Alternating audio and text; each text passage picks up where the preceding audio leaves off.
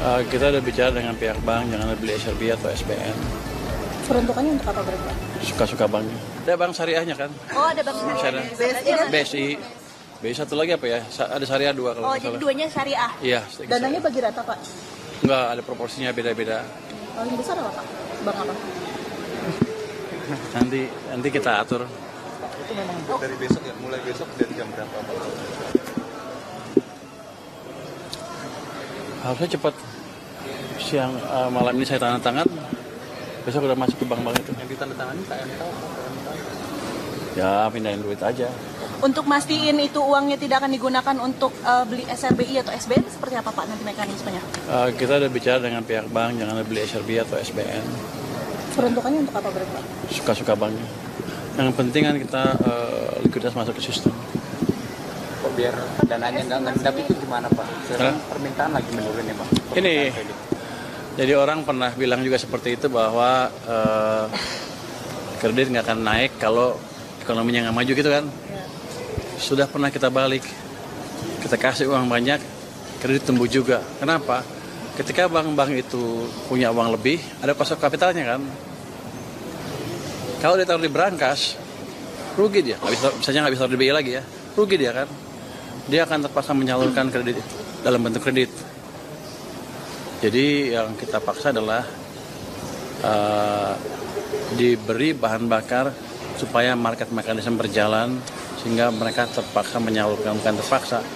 Yang biasanya tadinya santai-santai terpaksa berpikir lebih keras sedikit, kan mereka pintar nih untuk mencari proyek-proyek yang bagus untuk menyalurkan dana itu supaya tidak mengalami negatif carry, negatif spread gitu. Jadi dengan cara itu hampir pasti uang akan nyebar di sistem perekonomian dan ekonomi akan tumbuh lebih cepat. Kredit pasti akan tumbuh cepat dari yang sekarang. Pak, tapi ada hitungannya sih, Pak, dengan hitungan itu berapa, Pak, untuk pertumbuhan ekonomi ataupun peningkatan kreditnya berapa persen, Pak? Belum. Tapi yang jelas itu kan percobaan pertama. Kita taruh segitu dulu dan kita lihat dalam waktu seminggu, 2 minggu, 3 minggu seperti apa dampaknya di ekonomi. Kalau kurang tambah lagi. Pak, 200 T itu apa ya, Pak, nasionalnya? Berapa 200 T? Karena uang saya sekarang ada di BI ada 440 triliun. Saya kurangin separuh. Itu aja daripada nongkrong itu. Tapi nanti kalau kurang kita bisa tambah lagi. Dan kan uang kita tambah terus kan. Masuk, ada pajak segala masuk lagi ke sistem. Tapi yang kita jaga adalah jangan sampai kalau kita terbitin bond, kalau kita penarik pajak, sistemnya kering. Pak, soal belanja yang seret terus itu permasalahannya apa sih, Pak, dan solusinya gimana, Pak? Oh, belanja yang seret macam-macam. Ini kan ada beberapa kementerian baru kan, yang mungkin sebagian masih belum terbiasa. Saya nggak tahu yang mana detailnya. Tapi nanti akan kita dampingin.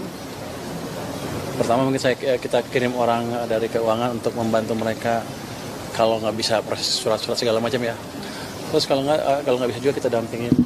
Nanti secara reguler kementerian yang lambat saya akan datangin dan meeting dengan mereka dan jumpa pers di depan teman-teman wartawan semua kenapa lambat supaya semuanya bergerak lebih cepat karena kan Anda yang nanya nanti. Kebun bayar. Kalau yang disisakan di rekening itu berapa persen sih Pak?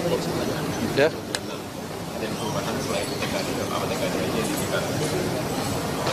Udah diumumin ya ditingkatin ya? Oke, kisi-kisi. Saya belum tahu itu baru kisi-kisi nanti kalau diketok banggar baru kita ngomongin ya. Tapi akan ada perubahan yang besar pasti Pak. Postur, defisit. Apa? Defisit itu akan berubah nggak, Pak? Ada perubahan sedikit pasti. Karena kalau kita lihat di anggaran juga harus meredam kan